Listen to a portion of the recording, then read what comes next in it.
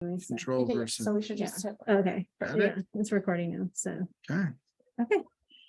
all right. Can I get an audio check to make sure that they can hear me online? Yes, I can hear you. Crystal, you got me okay? Yep, you're loud Okay. and clear. Okay, perfect. Crystal, I won't be able to hear anybody when they talk for any of the open chat, so. We just can a find a heads way up. to monitor the Yeah. chat. and Yeah, we'll I probably can do monitor Q&A the at chat. end. I'm good to go. Yeah. Okay. If you want to mute your speakers, maybe, so that way when she comes in, there's not an Yep, echo. I already got those off. Oh, perfect. Okay. Now you. So, cool. All right, good to go. All right, perfect. I'm Lori, recording. were you going to introduce? her? Yeah, I'm gonna introduce myself. All right. Yeah, I'm ready. All right, so everyone, thanks for being here today. We're lucky enough to have Ryan Johnson here to give this presentation. He's worked for the San Diego County Department of Environmental Health and Quality Food and Housing Division for over 12 years, and prior to that was with San Bernardino County in their food program. And he has a bachelor's of science degree and a master's degree in business administration and is a registered environmental health specialist with the state of California. And he's the San Diego County subject matter expert on home-based food businesses, which includes cottage food operations and microenterprise home kitchen operations, focusing on program development and legislative analysis for these two programs. And more recently, he spearheaded the efforts to develop this temporary program here in San Diego County. So we work with Brian a lot. He's been absolutely amazing for the program, and we're excited to have him here today presenting to you all on the different permit types. So thanks, Ryan. Hello, everybody. Hi. So I guess I don't have to say much about myself, but I'll just start right in on it. As long as everything works the way I want it to, there we go. So I'm going to be talking about these 5 business type options. They are our smallest business types that we offer permits for.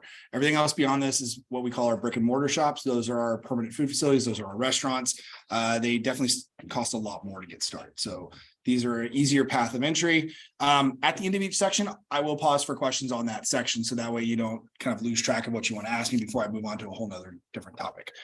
So anybody that is watching virtually, feel free to type your questions in the chat and I will be able to address those as we go. So we'll just dig right in. So temporary food facilities. What are temporary food facilities? These are what we typically see at like fairs, festivals. It's a pop-up tent. It's got portable equipment. It's really not meant to be permanent in nature, and the permits that we offer are limited as well. So it does operate at a fixed location. Temporary food facility vendor can't go and sell wherever they want. They have to be tied to a community event of some sort. So St. Patrick's Day is coming up. So there's probably a lot of St. Patrick's Day parades and festivals. The vendors that are getting permits will be operating at those, but they can't operate anywhere else outside of that event. So it is event specific. We have a couple different business types. It depends on what kind of food options you want to provide. So 2 main categories is going to be prepackaged food or limited beverage service. Limited beverage service we typically attribute to our bars. So they might do beer, mixed drinks, cocktails, wine, that sort of thing.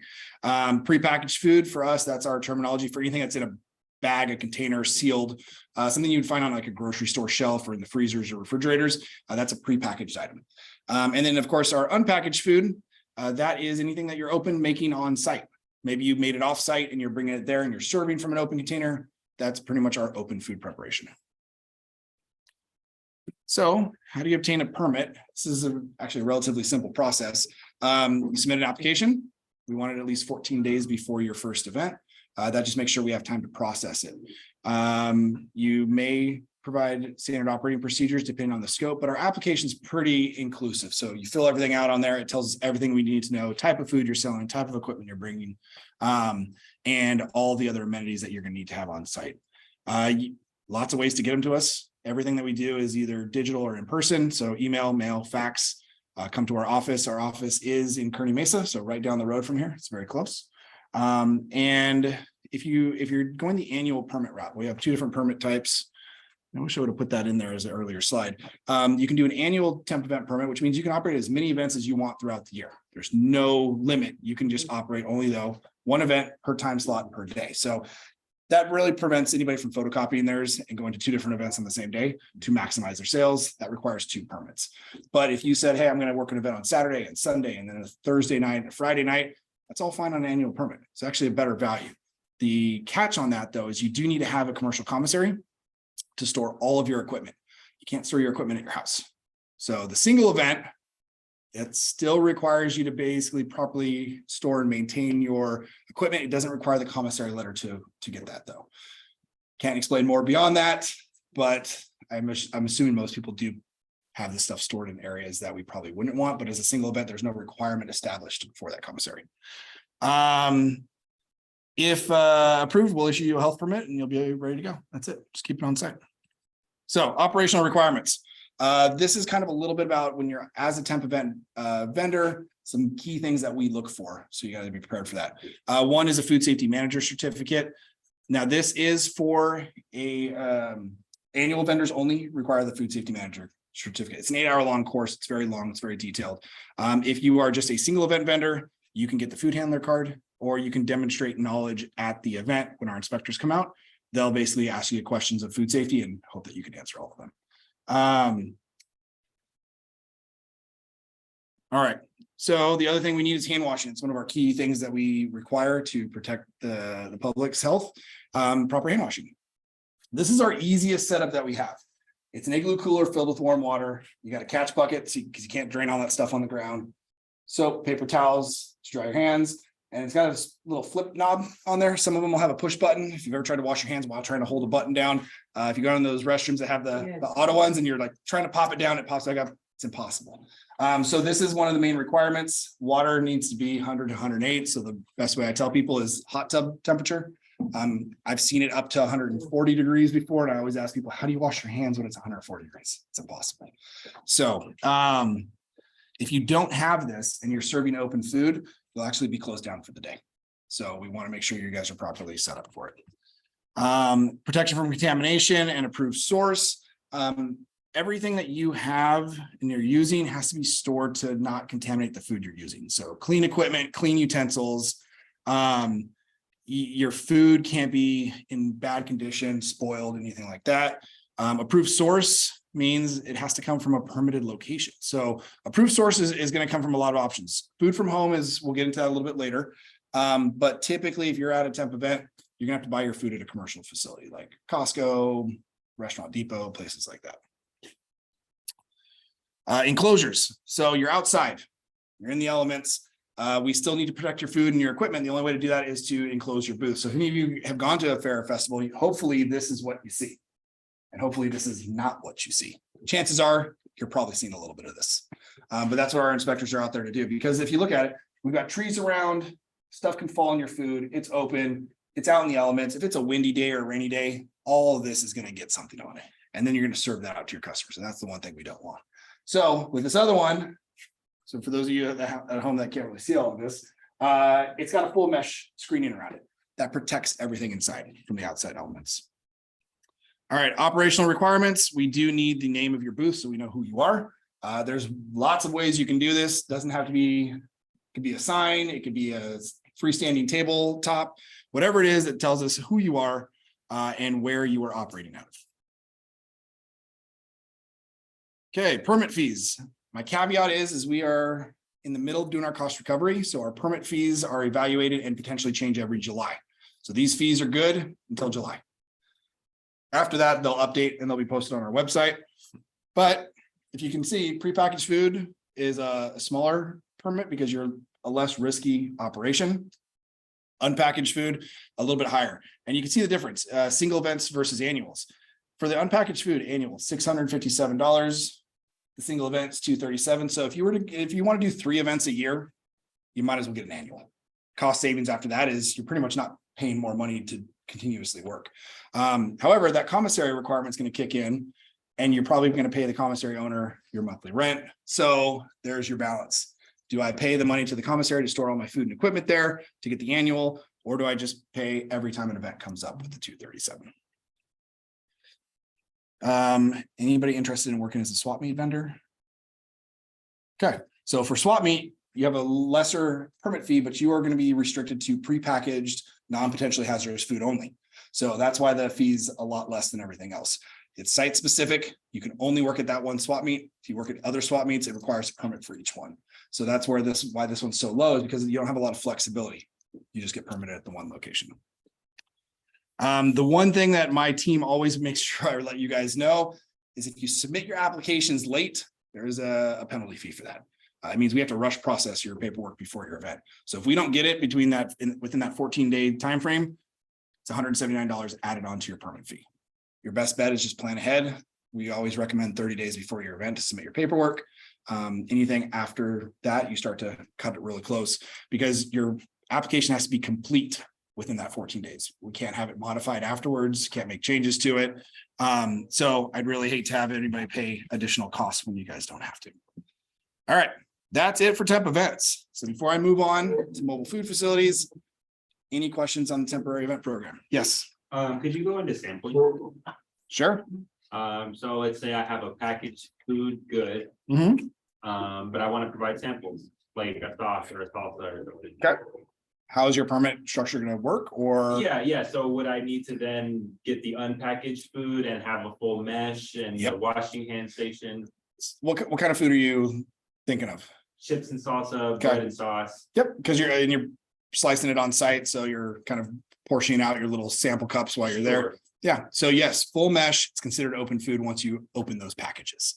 But that's the kicker. A lot of people say, well, I need people to try my food to buy it, right? And that's what we see with a lot of our farmers market operators. Like, how do I get them to sample? So you do get kicked up. Now, some people have gone to like a package sample where it's like a, hey, listen, it's like the individual size ones.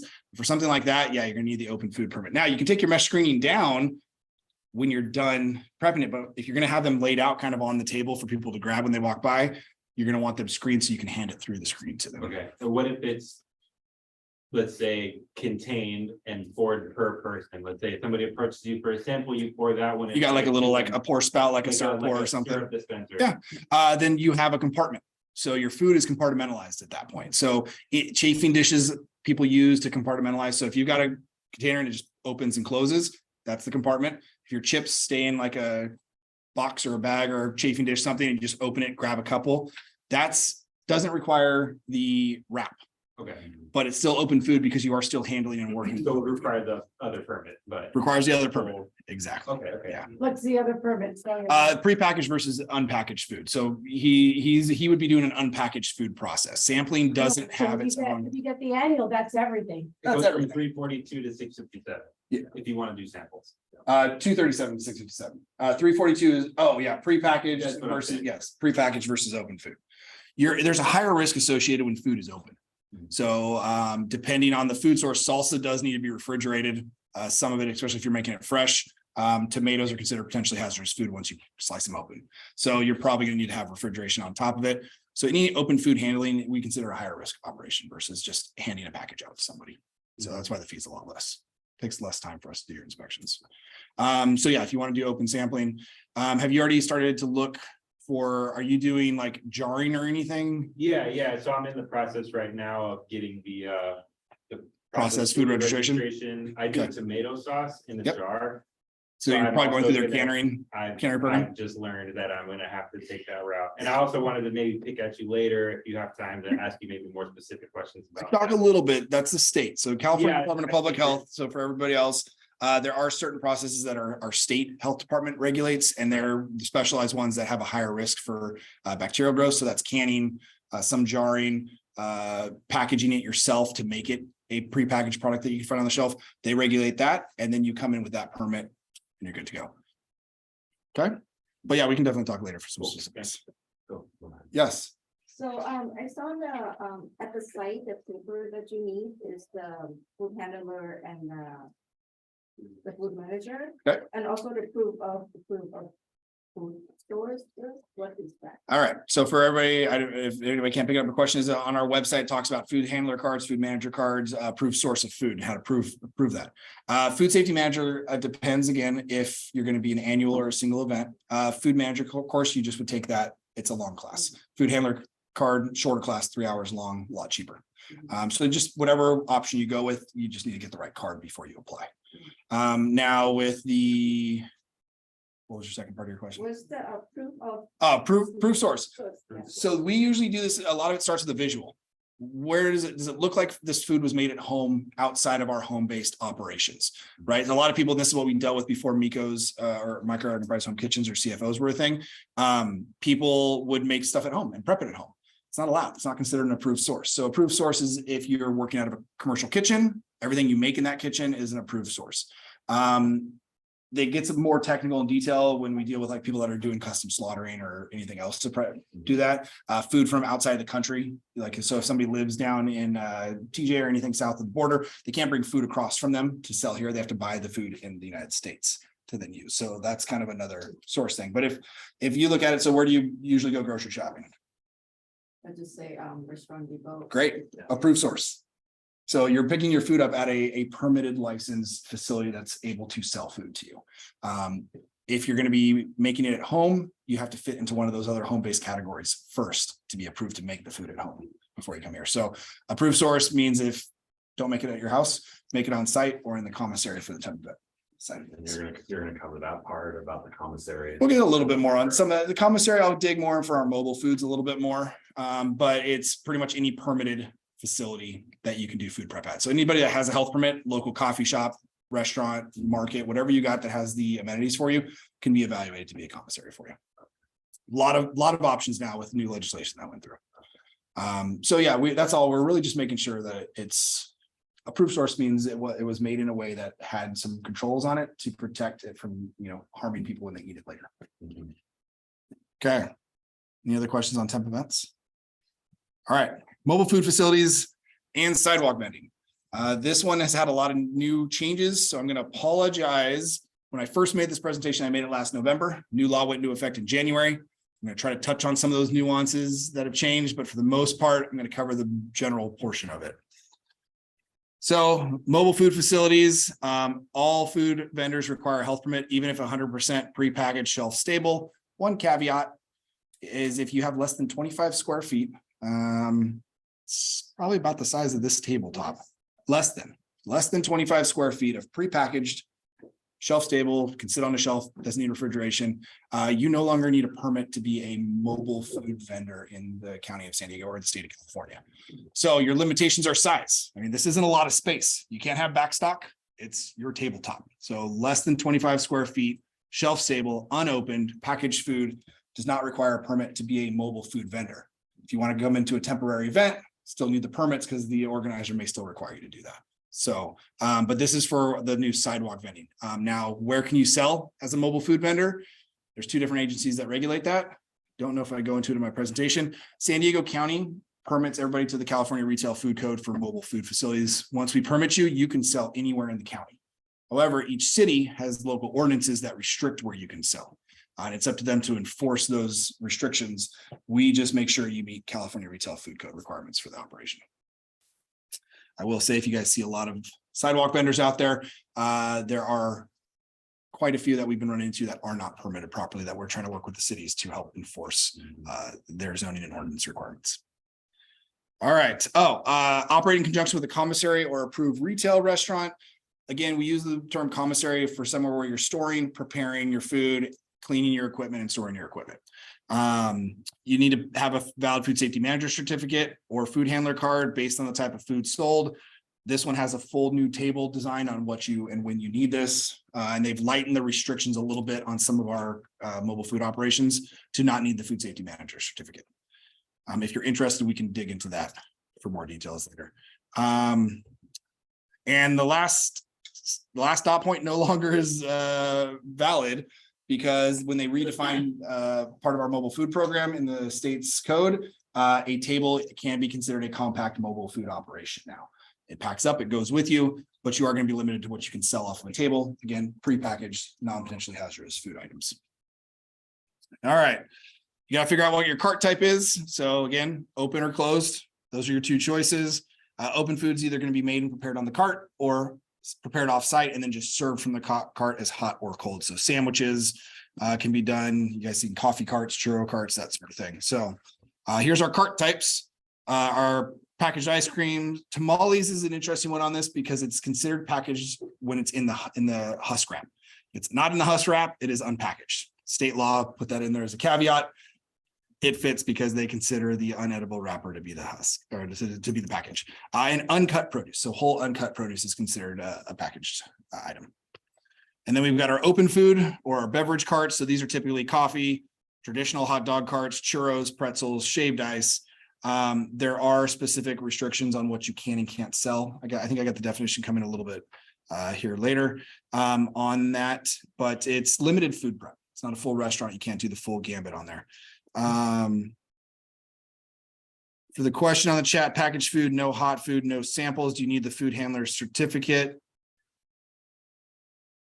No, just have to demonstrate knowledge because unless you have to, if you don't have to refrigerate anything, no hot food or cold food, I'll put that on there. You do not. It's just like a grocery store or a market. You're really just making sure the food isn't getting opened or spoiled. All right, where will you store the cart? So typically, traditionally, there's a commissary. Actually, I'm just going to skip to this next slide. You have our traditional commissaries. These are permitted to be a mobile food commissary. Their only business is to house mobile food. I think if any of you guys came in, you saw the truck out there. They go to a specialized commissary to take that back, clean it up, and store their food. The non-traditional commissaries, this is anything else that can help support it. So this is really any other food facility that just has the space. So a lot of times this won't work for trucks, but for carts, you might have a restaurant that has a back lot or back area. They've got extra storage space inside their facility. They're willing to sign an agreement with you to use their space and have access to it. So they can also be used and sign off on your commissary letter. So markets, restaurants, coffee shops, that sort of thing. So it's really good. It's an industry where in the food industry, I see it as people work together. You know, smaller businesses need a little bit of a bigger business to help them out. Bigger business gets a little bit of money by renting out space. So you can find that good relationship. It'll go a long way.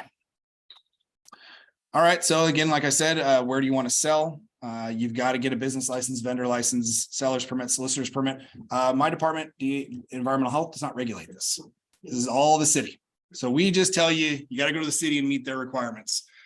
Because they're the ones that'll enforce and make sure that you have the permits that you need with them. So we always say contact code enforcement zoning to ask what those are. Now this is a little different. This one's a little bit more challenging than the temp event because you have to get your cart pre-approved. You can't just pick a cart and say this works. Everything has to go through what we call our plan review process. This QR code, somebody scans it. I hope that's the one that takes you to some guidance documents.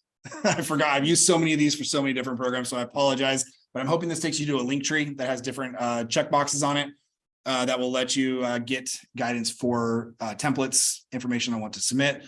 But this is where it gets a little bit more challenging because if you're doing a prepackaged cart, it's really easy. We created templates. Good. All right. Roy is telling me that this does lead to the reference area for you.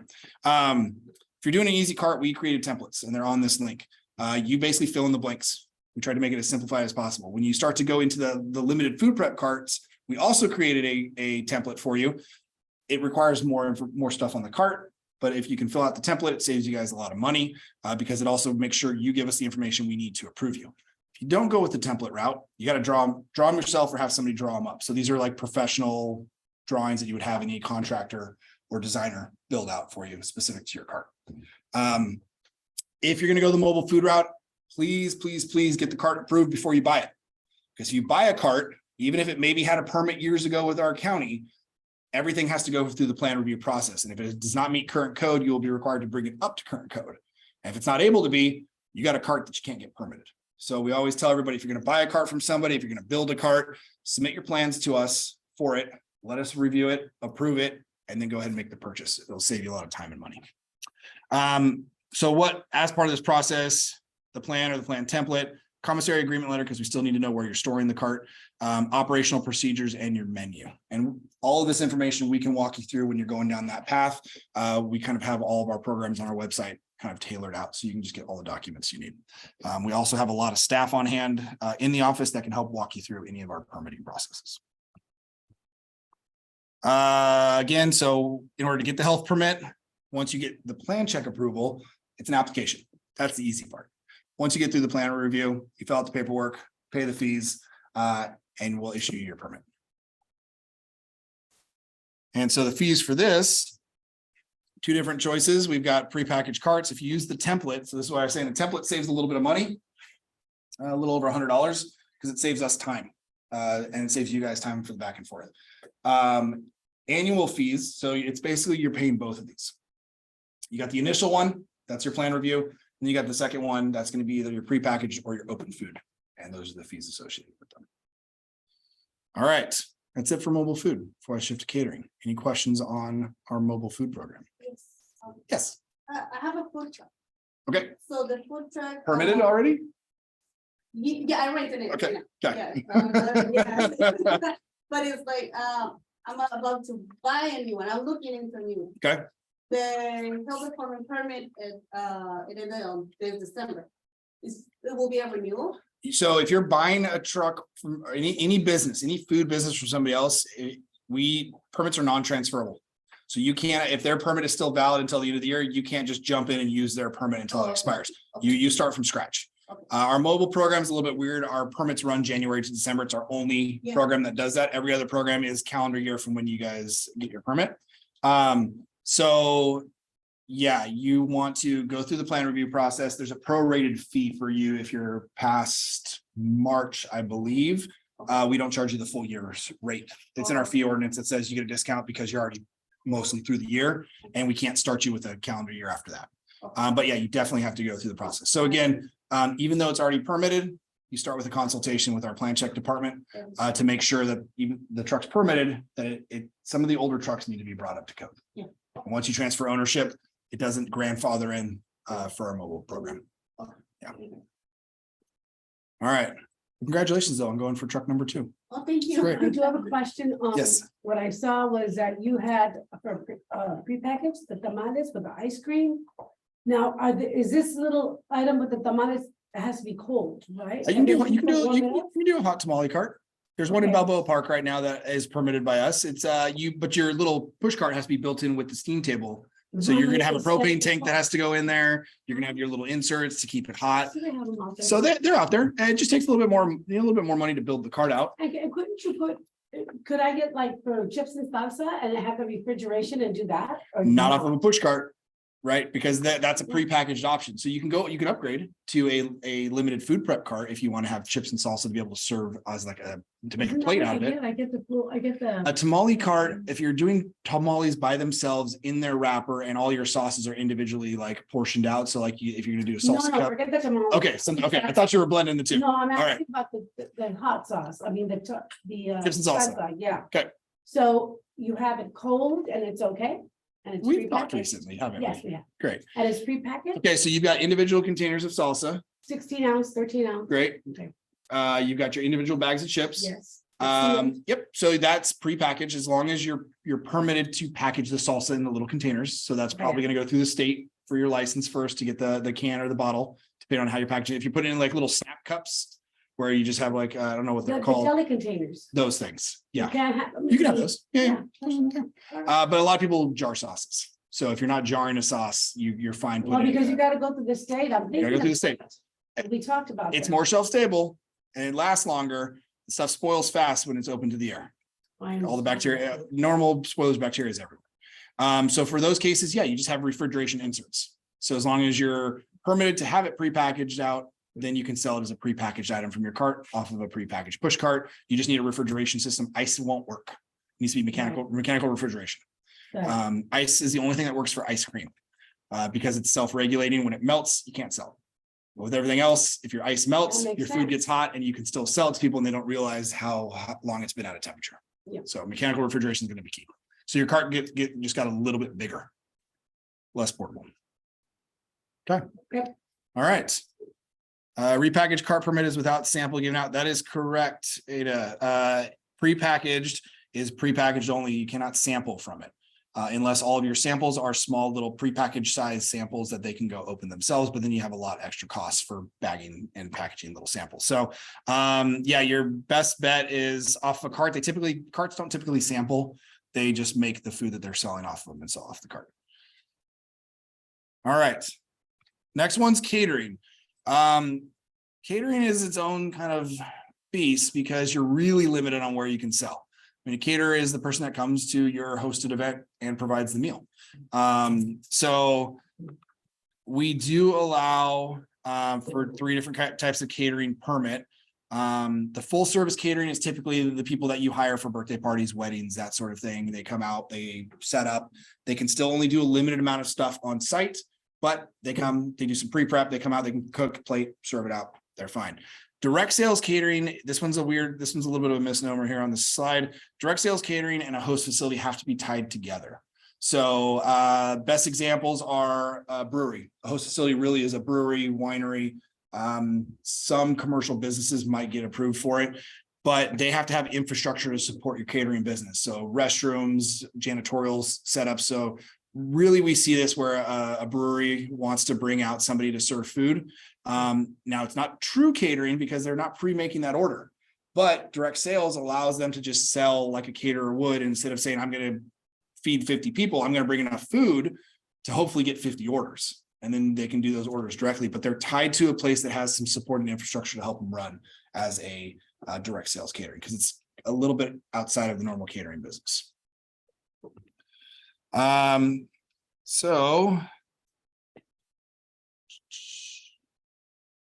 I mean, that's pretty much what I just said. This is really how we define a catering, part of a contracted offsite food service event and operating in conjunction with the host facility with direct food sales. It does say it's food service that's conducted by a permanent food facility. That isn't really what catering is. Catering has to work out of a permanent food facility, but they are not considered a permanent food facility. They can rent out space in somebody else's kitchen as their base of operations. So I'm getting ahead of myself on most of my slides when I talk. Here's the full service definition and the direct sales. So one is going to be predetermined number of guests. The other one is going to be tied to the host facility. And here's my definition for a host facility, brewery, winery, commercial building. And it does limit it to a 12-hour, 4 hours within a 12-hour period. So you can't do like 4 hours, take a couple hours off, come back and do 4 more hours. In that 12-hour block of time, you're only allowed to operate for 4 hours. And really that's just to reduce the risk because you're outside, maybe in another business, you're bringing your stuff as a portable setup. And after 4 hours is usually where we start to see a lot more food safety concerns and food safety risks and foodborne illness start to come out of if there's any temperature abuse or anything else. Man, there's a lot on this slide. So this is partially updated. I will caveat this. If you're doing limited food prep, this ties into your mobile food facility operations, and this ties into your caterers. Our California Retail Food Code is very specific to what you can and cannot do. January, they just changed this definition. I think I captured most of it when I did the tweaking on this one. But they expanded a lot more options of what you can do on a cart. So allows for reheating of food, portion of food, hot and cold holding, as long as you had it temperature controlled before you brought it out to the cart, which means you held it at your commissary at the right temperature and then transported it and then started serving that way. So lot more options than we had before. You still can't slice and chop potentially hazardous food on a cart unless it's on a heated cooking surface. So if you're chopping vegetables, it has to be on the flat grill. You can't have a little cutting board set up where you're not vegetables, where you're cutting meats. Some fruits are considered potentially hazardous. Even cooked food is considered potentially hazardous. So any kind of prep work has to be done beforehand. If you ever want to verify what this is, it's a random mean shot there. I would either reach out to my department later and have some contact information at the end. But there's a full definition in our retail food code that gives longer information than this. I strongly suggest you guys, if you're going to go that route to do limited food prep, pull the full definition. It'll help you build your business and what kind of food options you want to serve. Let's see. That's a weird chat. Okay. Well, we'll just keep moving on and somebody else. Offsite catering events. So if you are going offsite, these are a lot of things that you got to think of. It really mirrors a little bit of our temp event, but doesn't require the full enclosure. So protect the food from contamination, overhead protection, at least. You don't have to have a full wrap.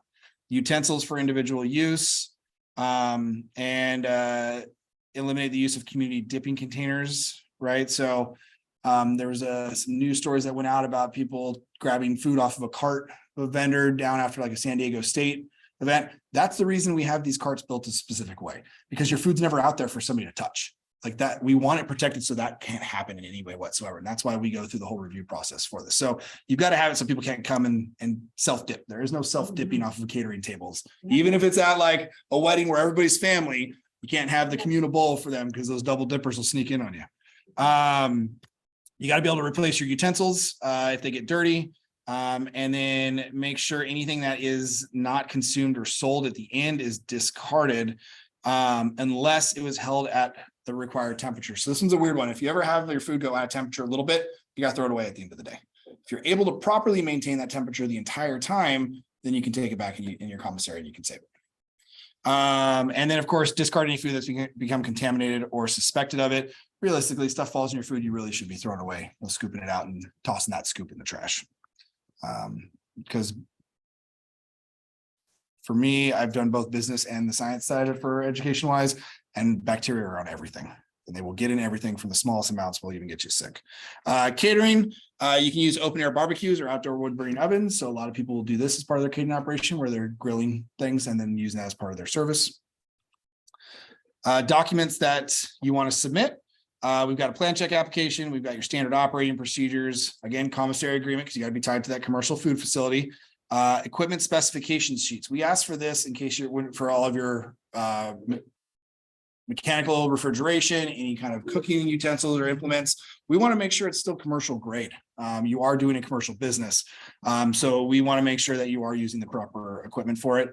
Your menu, food safety manager certificate is required for these permits as well. A county food handler card is really going to be for your employees. And then your log is your log for kind of what you're selling, how much you've sold, and where you're operating. So it kind of just knows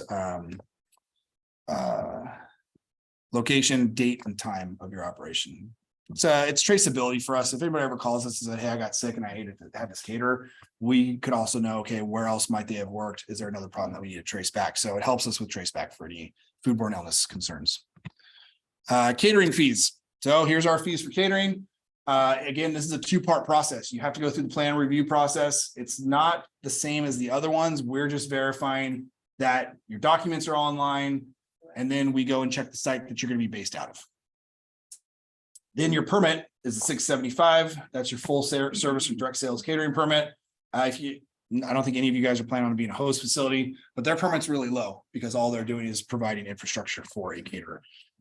So if you are building a new facility that you also want to cater out of, it's a little bit more expensive. If you can tie into somebody else's business and just use theirs as your base of operation, we're just evaluating that they have space for you because every facility needs their own space as it is. So we don't want you to infringe on that.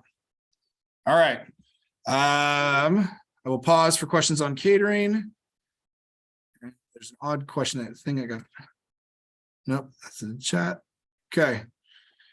Any questions on catering before I move to our next one, which is cottage food operations? Yes. Maybe it's not just catering, but I saw when I tried to order the food handler course online, Okay. there's one that's specific for San Diego. Yeah.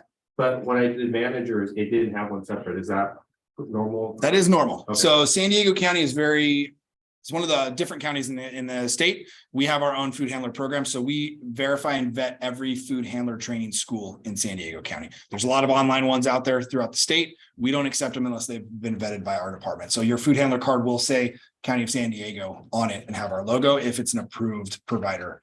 We have a list on our website that will give you a list of all of our approved schools. The food safety manager, it's federally recognized. So that program is they're really nationwide companies. So like the Serve Safe, the Experior, I think is still around. There's a couple other ones that have gone out there.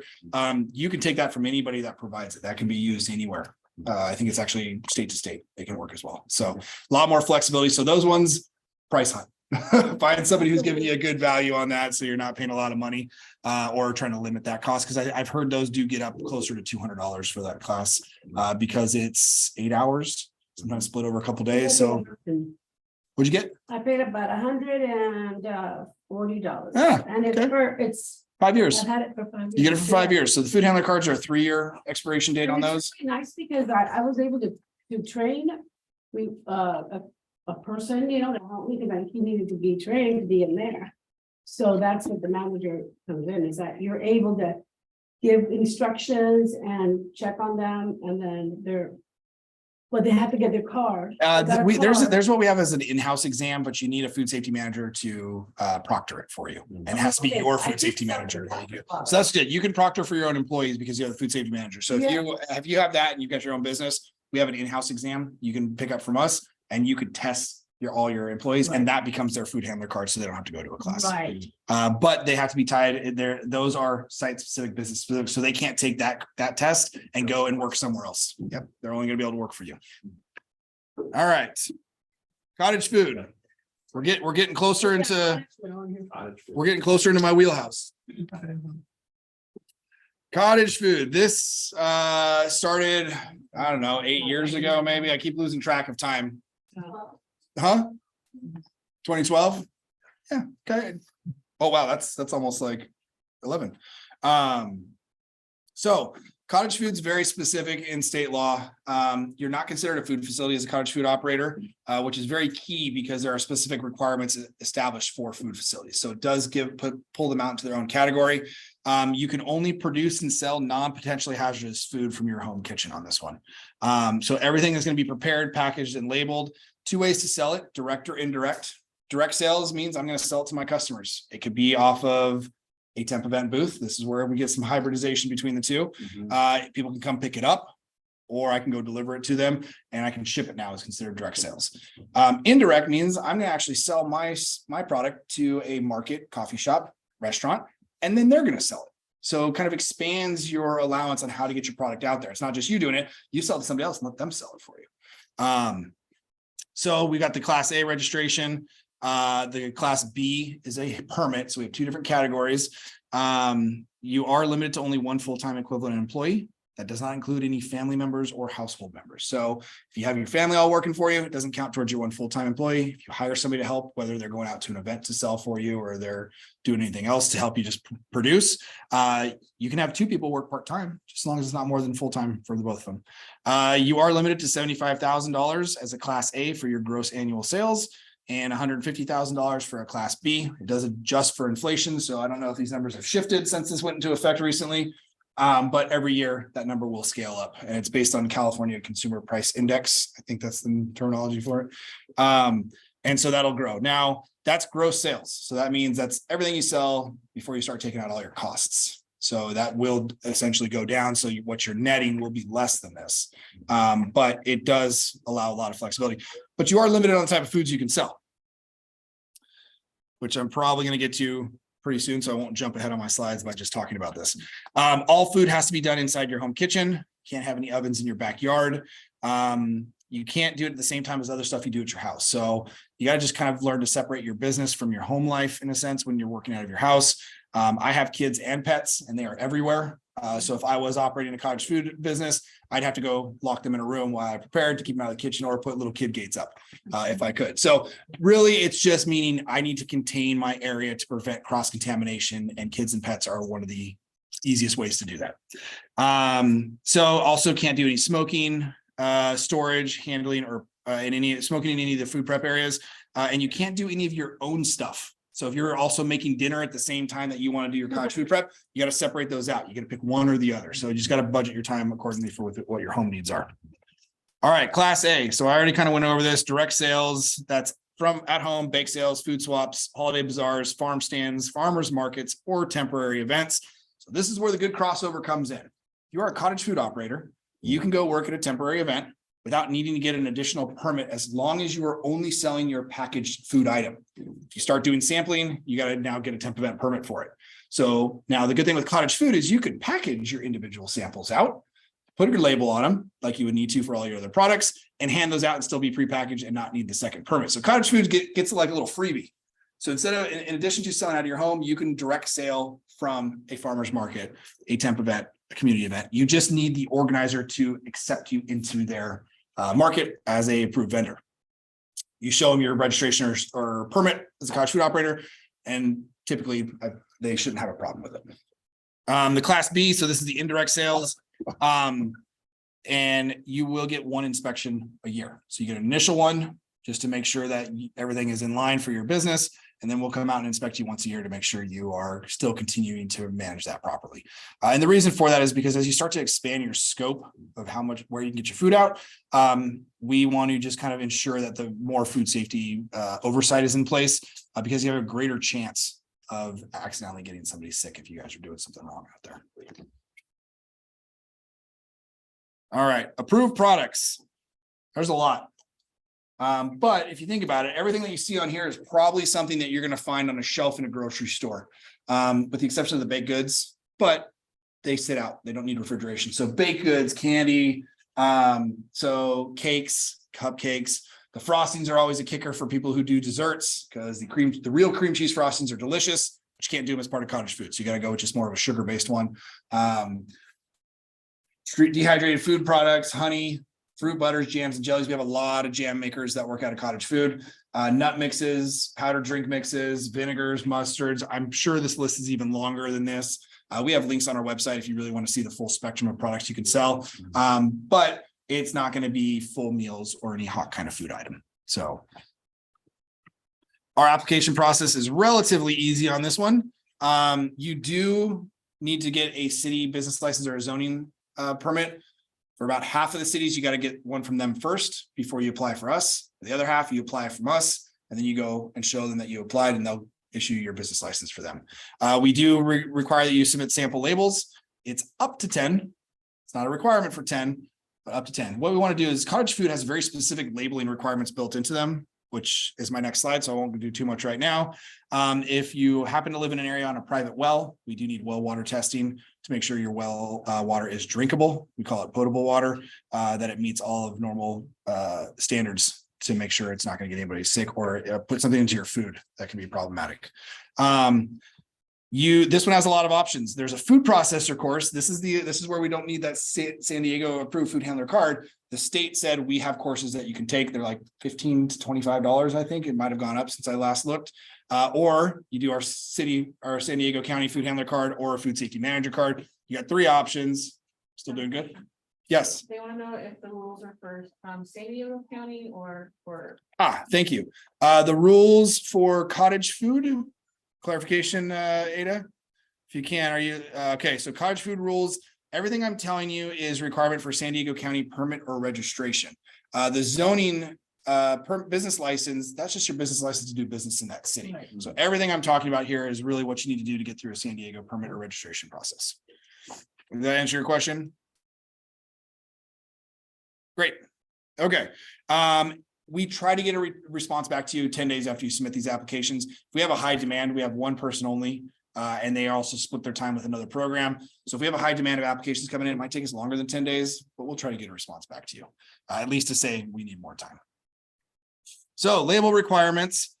There are 9 things you need on your label. If you think about it, when you look at product labels, I'll use my water bottle here, name of the product, who made it, ounces and liquid ounces, otherwise it's grams and ounces and grams.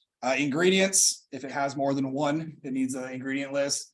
Allergens, registration or permit number, and the name of the county that issued the permit. So basically this label says who made it, what's in it, and where did you get approved to do it from. Nutritional labeling is only required when you make a nutritional claim. So I always tell people don't make nutritional claims on your cottage food products, because then you actually have to go through the process of getting a nutritional label to show that it's supported. So free, low, reduced, fewer, high, less, more, good source, or light. So people want to say gluten-free. Fortunately, that's a trigger word for free. You're going to need a nutritional panel for it. So made without gluten works really well. You can't label it as organic unless you get USDA certification. So I've also learned if you put organic ingredients in there and you write the organic on there, USDA has to prove that as well, because you're still making an organic claim. So everybody wants to, people are very passionate about their organic products. You'll just need another step of certification to be able to call it organic. Here's our label samples. You can do a single label, you can do a split label. So like I said, product, weight, made in a home kitchen. This one's very specific. It actually has to be a 12. Thank you, because it's been a while since I've talked about this one. 12-point font. We will sometimes ask for proof of that if your font. Some fonts are small. I've seen 12-point fonts that shrink down a little bit, and people are like, no, it's 12-point.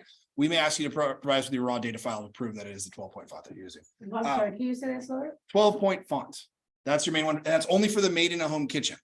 The only other size requirement we have is that an O measured cannot be less than 1/16 of an inch.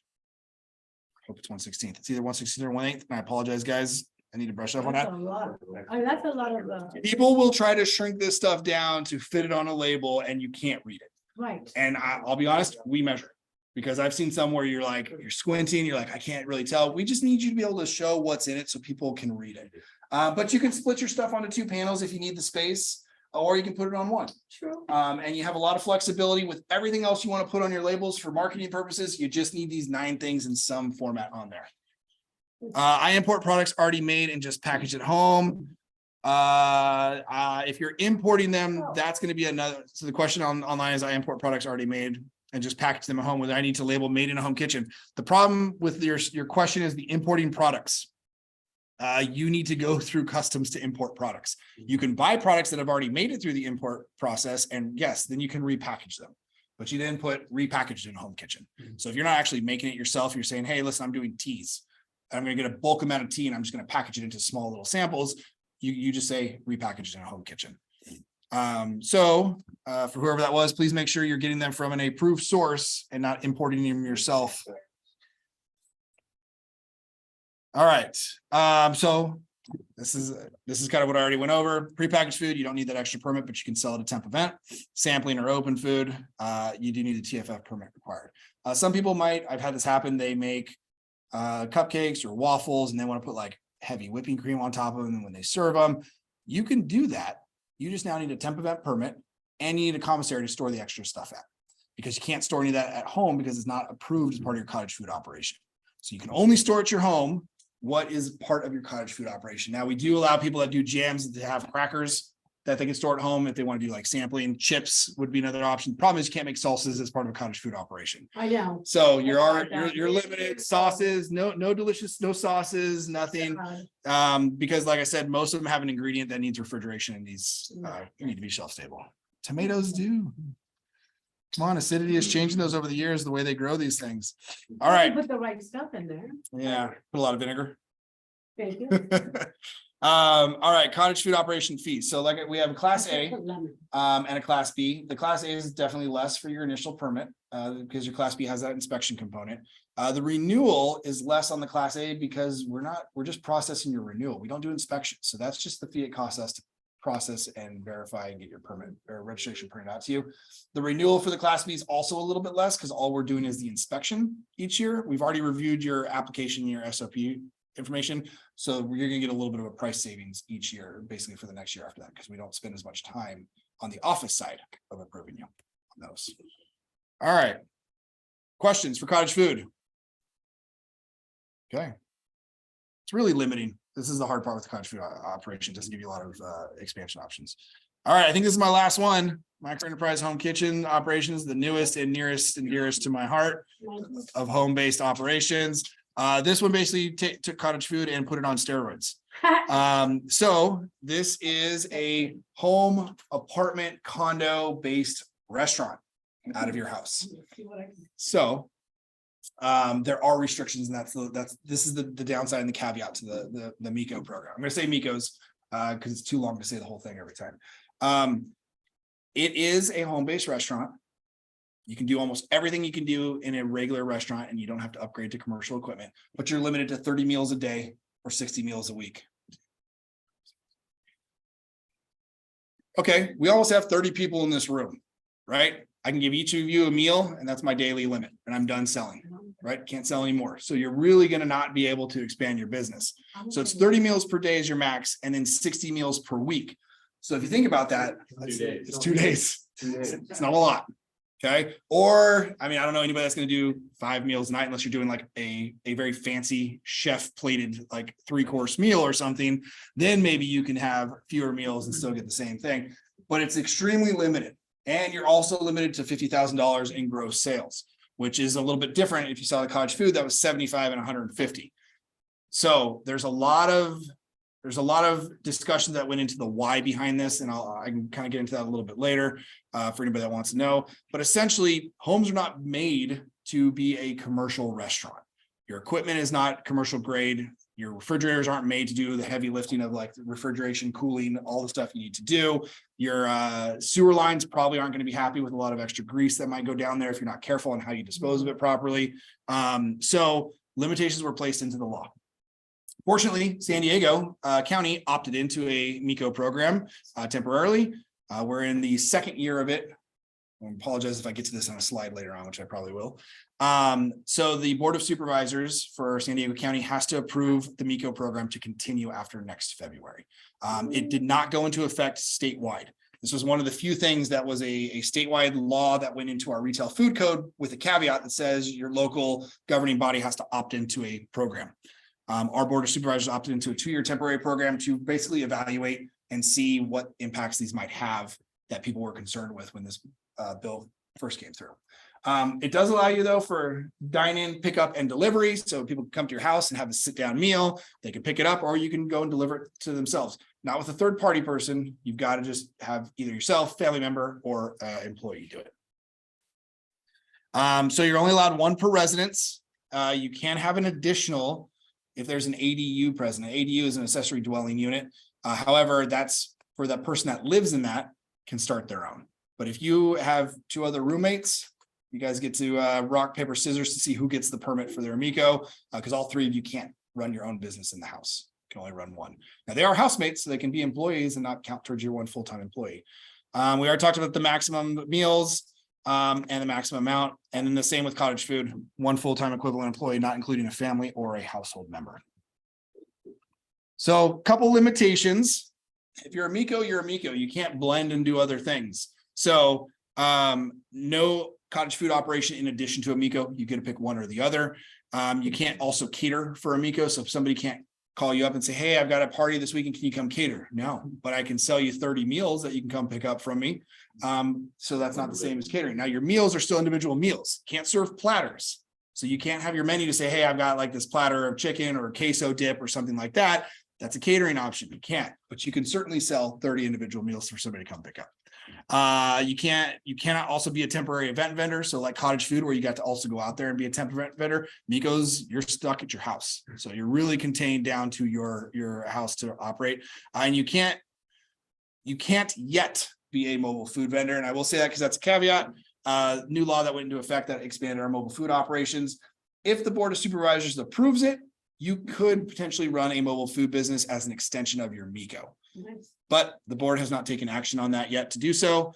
But if they do, it'll allow you to run up to two mobiles if they say so as an extension. So it will kind of expand your options, and then you can actually then take the food you prepare to your house, put it on a mobile, and take your mobile cart out into the county and sell it directly to your customer. So great to expand if you want people to come to your home. Downside, it has to be approved, and they also would have to approve that to either not count towards your total sales limit. But if they don't, you're still stuck to 30 meals a day, 60 meals a week. So expanding off of a mobile cart, it's very expensive to build a cart or buy a cart compared to what you could get back with your limitation on the meal service. You can't sell to other food facilities, and currently you cannot use your home kitchen as a commissary unless the board approves it for that program. There are menu restrictions. I haven't heard of a lot of people doing these, but maybe if you have people dine in, you can't serve raw oysters or shellfish. No raw milk. You can't produce milk and milk products. A lot of people that want to make homemade ice cream, you can't do that at a MEHKO. And you can't do any specialized processes. So those are what we have as typical one is vacuum packaging food. We call it ROP, reduced oxygen packaging. You cannot do that as part of any of your processes. You can't take the air out of a bag to help cook your, boil in a bag or sous vide. Yep. Or like infuse flavors by vacuum packaging it into your meat like 3 days beforehand. You just gotta let it soak in there in a Ziploc bag. Food safety certificate. You do have to get this before you're able to get a permit from us. So we do require that you go and take the class first. And we will require that it be a food safety manager certificate for at least you. And then your employees would need to have the food handler certification within 10 days. So this just makes sure that a home-based chef is properly trained to work similarly to a commercial operation, as opposed to how they typically would as a normal person at their house. Couple things that were built in to this approval from our Board of Supervisors. Storage areas, all food has to be properly stored. You can use any other detached rooms, an ADU, a garage, but it has to be stored inside an approved refrigerator or freezer with a closable door or lid. And you cannot use sleeping quarters for food storage. So if you got an extra bedroom, can't have a bed in there if you're going to use it to store food. It's got to be just a storage room. I've done this for a long time. People will. Hey, it's my guest room. Nobody sleeps in there, but I got this whole closet that I want to fill up. So, but the garages, you can store food in the garage, but it has to be, you can't have it outside of a fridge or a freezer. So this was a little bit of a caveat. The reason for that is to protect it from vermin, rodents getting in there, roaches getting in there. You're in a sealed compartment in essence for the fridge and the freezer. You can have it outdoors, you can have it in your backyard covered. It's fine. Potable water. This is only for people who are on a well. Same with cottage food. Not a lot of people are in the urban areas. But if you're on a well, you have to meet well water standards. You have to get that tested annually and initially, and provide those to us in order to renew your permit. All right, applying for a MEHKO permit, 4 steps: submit your application documents, pay your fee, get your initial inspection, then we'll issue your permit on that day. Approximate time to complete the process is 3 to 4 weeks. The more complete your standard operating procedures are that you submit as your application, the faster this process goes. We try to be as responsive as possible to not impact businesses on when they can start, but it is based on availability of our staff, so they will try to coordinate that timing. But our safe estimation is you got about a month from start to finish. So your application is going to be your health permit application, your SOPs, your menu, food safety certificate, your well test if you happen to be on a well system. Our fees here currently, $632 is your startup cost. That's going to be your SOP review, your annual permit, and then the annual renewal after that goes down, because all that is, again, like the Class B cottage food operation, that is just a home inspection to make sure you're still operating safely. If you make major modifications to your SOPs, we will require you to resubmit those for us to review. When I say major, you got to change your whole menu. But if you say, hey, listen, I have my normal plates and occasionally seasonally I might bring in an extra dessert or something that kind of tops it off, we're not worried about that. But if you completely change over what your menu offering is, we are going to want you to resubmit that. Is there a specific amount of? There is not. Our goal is when you build your business, you build it out, you know what you want to do, and you don't tinker with it throughout the year. You can tinker a little. But if you're doing a full overhaul, like this didn't work, let me go ahead and change my menu. We need you to resubmit. No, but I mean, I could do like 8 items for, or do I have to stick to a specific amount of items? No, we ask for your menu to see what are you selling, Right. making sure you're not doing large platters, because that's not the intent of it. You do have to serve meals. Some counties will go with meal components, or the equivalent. And so this is, again, a part in code that's a little bit vague. They don't really specify what a meal is. So to us, this would be if somebody says, well, I want to sell muffins in the morning. We're not going to see a single muffin really as a meal. So, and then you look at, well, I do taco plates, but I want to do like a 1 taco plate or a 5 taco plate. Well, to some people, 1 taco is a meal. To me, 5 tacos is a meal. So we kind of, it's based on our evaluation when we look at your full menu. So really being specific in it will help us know. And what would they like it to be served on? I don't care what you serve. The plate? Serve it on a plate, you can put it in a clamshell, you can put it in a bag. Oh, Like, I thought maybe it had to be in a covered or to go, what, that's for the to go, right? if you serve it to people there, you can serve it like a restaurant would. Right, Yeah. and then what do they come in when they look at your kitchen? Are you gonna get there? We look at, this is my last slide and then I'm done and you guys can ask me all the questions you want or you can, skedaddle. All right. So we do a full inspection. It does have to be scheduled with the operator at a mutually exclusive time. For your initial one, we'll pick a time that works for everybody. For your renewal, we're going to try to see you operating. So we're going to look at what your operating hours are because we'd really like to see you in operation like we do a restaurant. But we will look at everything from food safety to storage to cleanliness. So we're really just doing a risk-based inspection the same way we would do in a restaurant to check your holding temperatures, make sure you have no vermin running around, make sure your equipment is sanitized, cleaned through the dishwasher with the 3-step process, everything you learn in your food handler class that you're applying to there. So very similar to a restaurant inspection. All right. I'm just going to leave this one up here for everybody else. This is how you contact us. Now, here's my different QR. I told you I had a lot of QR codes. This one is specific to our plan check program. It's a inquiry form. It will basically walk you through a series of questions to figure out, step to the side a little bit, to figure out what are you trying to get information on. It helps us get you that information faster as opposed to calling us saying we'll call you back because I gotta go look that up to see what you need and then trying to get a hold of you again. This gets us all the information right off the bat. Or you can call us or email us. Either one's fine. Permits unit, if you need any questions about how to obtain a permit, applications, paperwork, stuff like that. Temp events, if you're going to be doing temporary events, we have specific technicians that are processing that. They will walk you through application completion, questions, everything like that. Cottage food operation, we have a specialized person for that as well. And then general info is our specialist on duty. That is actually one of our field inspectors that answers questions and provides technical information on all of our programs. And then we got our general website down there at the bottom. Huge resource of information. We have a mobile food, a home-based food business. We have publications on there that'll help you out. Really, if you have any questions, I'm going to tell you, start with the program specific. If you don't know what program it is, do the duty specialist on duty down there. They'll be able to get you the right person. Yes. Okay. Can I run 2 scenarios by you? Just Run 2 scenarios. So everybody it's virtually, we are in the overall Q&A. So open field for any questions. All right, so use case number 1. So let's say you're gonna do like you want to go to farmer's market and do like a Thai plate. So you got thawed chicken, you bread it, you're gonna fry it on site. Mhm. You cut up some papaya salad, you cut up some other side. Sounds delicious. It does, doesn't it? So you do all the prep off site and then you fry the chicken on site. Okay. And then combine it with prepackaged the 2 sides. Okay. So and the 2 sides are in small cups with plastic. Portion control, basically. You already put it in control. Portion controlled off site and then just added to the fried protein. Yeah. Bundled and sold. As a plate. TFF, Yep. okay, Or so yes, a TFF, which would let you work at a farmer's market or a community event. So farmers markets have 2 halves. They have the certified farmers and then they have temp event and vendor. So yes. forgot to say that. All Yep. this was gonna land Yeah, at like a so- Thursday night farmer Yep. market thing. And if you go with the annual, you can do a Thursday night farmers market, a Wednesday night farmers market, and Saturday farmers market during the day. That's gonna be open food, Open food, open okay, food, unpackaged food. tweak it.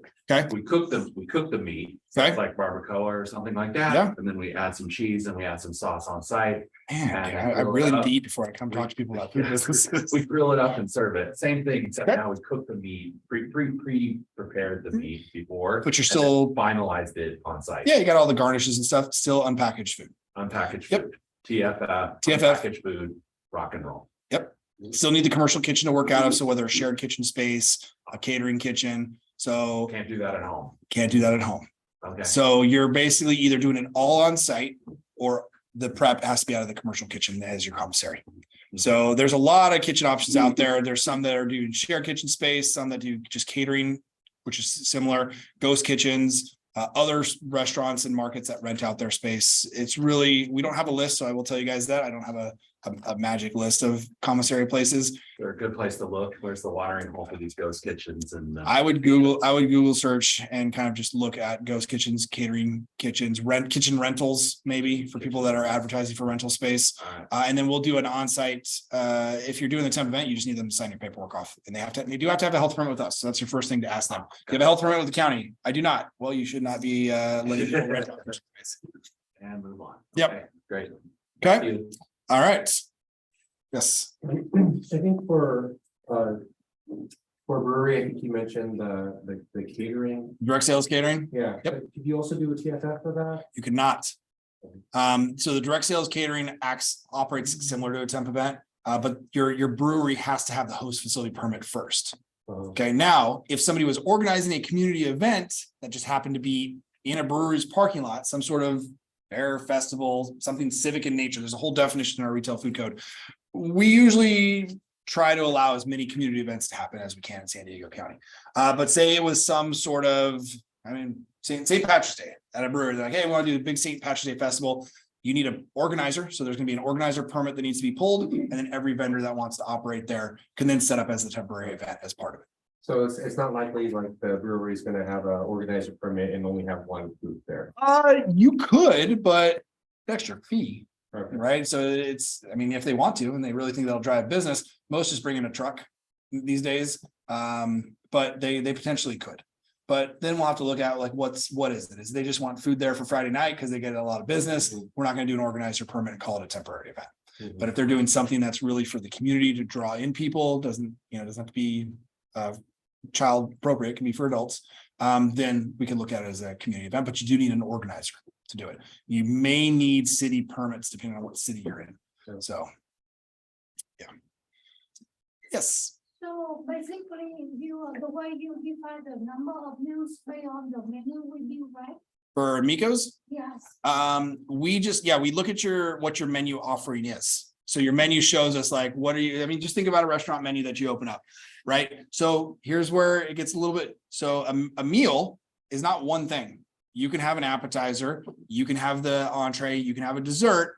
That's one meal, Yeah. right? Or you can combine them and say, hey, here's like combo number 1, and that you can order. Yeah, I know, but like, what happened, like, how can you check that when my customer pay in cash, and then, like, for example, when I sell egg rolls, so, for you need 20 for the meal, but for another customer, they just need 10. So I mean, that's for some kinds of food, the unit of meal is flexible to different people. you know? We look at it, we have to take the whole thing into place, because for me, why do I need 20 egg rolls? That's not a meal for one person. That looks like, I know, but I'm using your example because we get this question a lot. It's a great question.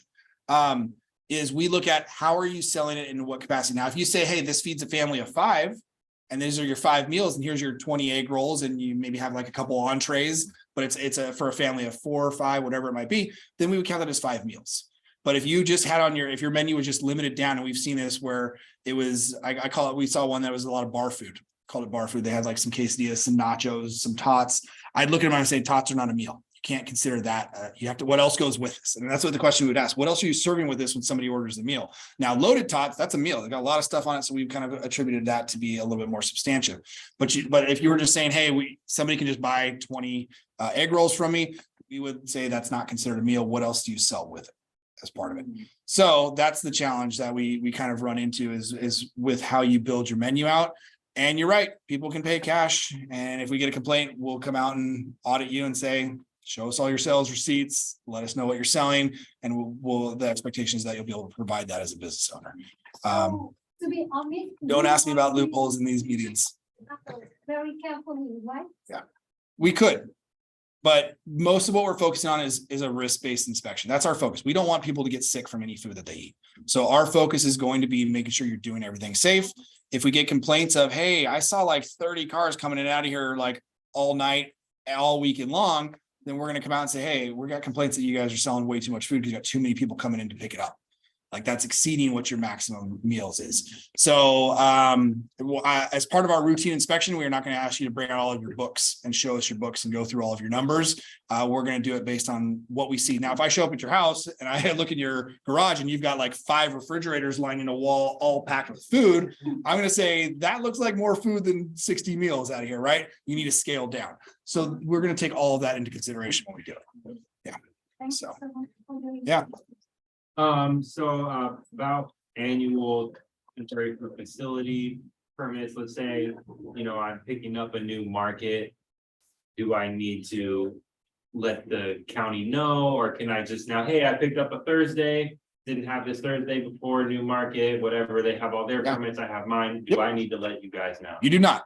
Okay. The market organizer is responsible for letting us know when he expands their thing. So when you apply, we do need to know what market you're working at first. So you do need to tell us, hey, I'm getting an annual. And it's just one. You start off, yeah. And it's literally Tell us your like first paid one. for one That's it. market. What Yeah, market's okay, your first okay. one that you're doing? All right. If you already know you're doing 5, you can kind of just put like a little caveat, like these are the names of the other markets. Mhm. That's fine. Your organizer's those organizers should update us because you need to be on their approved vendor Yeah. list. All right, Yeah. cool.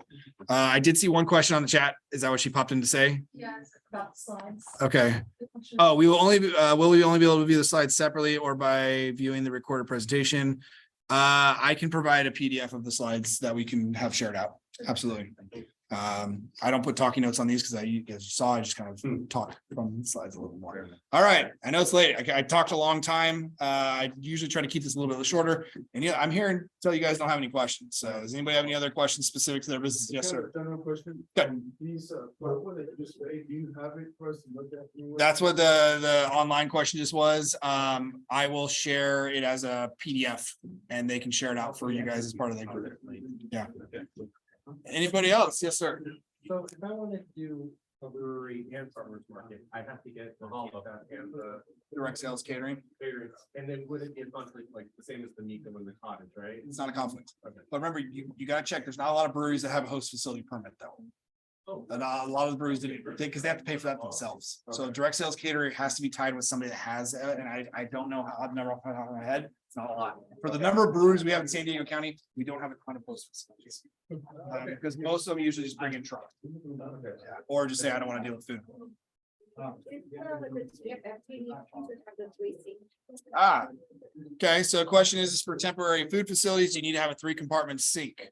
3-compartment sink is to wash, rinse, and sanitize your equipment and food utensils. Our retail food code does require the vendors to have a 3-compartment sink. However, almost every organizer provides one for their event. So, but if an organizer says, I don't have the 3-compartment sink, the vendor is required to have it. We do not allow buckets. So you And have to that have goes a, beyond the hand washing. goes station. beyond the hand washing. And sink. that would include my little samples in a cup with a piece of bread. Now, however, 8 people can share a 3-compartment sink. Right. It's to wash all of your utensils that you have on site. If the event's less than 4 hours, we Okay. do have an exemption for it that will allow, as long as you have enough utensils. Because I'm thinking like, wouldn't actually need to wash. You don't, everything. you can bring enough, right? The problem is our state law is specific. So under 4 hours, you can share, 8 vendors can share 1 sink. So that's why an organizer usually brings it in. But be careful that 4 hours is from setup to tear down, not just if the event's like a 3-hour event, but they start setting up 2 hours ahead and you got your tear down, Yeah, that yeah. extends beyond. And that goes maybe, I have a follow-up question. I don't want to fix you off. Okay, sorry. That's all right. So the tomato sauces, right? Unopened jar. Yep. Shelf stable. Yep. You open it at your 4-hour mark, right? You have the 4 hours. 4 hour left, total time. Yep. Right, does that need to be heat or temperature controlled if I plan on just tossing what is left after? Yes, we'll mark it as a violation at any point if it's not temperature controlled. So unless it's considered a shelf stable product, it always has to be under temperature control. We don't allow, there's a thing called time as a public health control. There's options to potentially use it as a temp event and we'll review it. The code doesn't restrict it, but it's not, we typically don't encourage it because you waste a lot of food by using time as a public health control, and you have to have your controls, your times, your labeling, your tracking, your monitoring. It's one extra thing to do. Right. So basically you can have an ice bucket though at a temp event and stick the salsa jars in an ice bucket and keep it refrigerated and just keep adding more ice. You don't always need mechanical refrigeration. That comes in for our mobile food program. Right, so then I could just have my little sauce dispenser. Stuck. We have a lot of people that do it for like dip sampling that they And you do. guys are cool with that. We're fine. They put their dips in the little, they have a special little ice tray that Yeah, they I've do. seen those too. They lift them up. Okay, yeah. cool. Anybody else? Yes.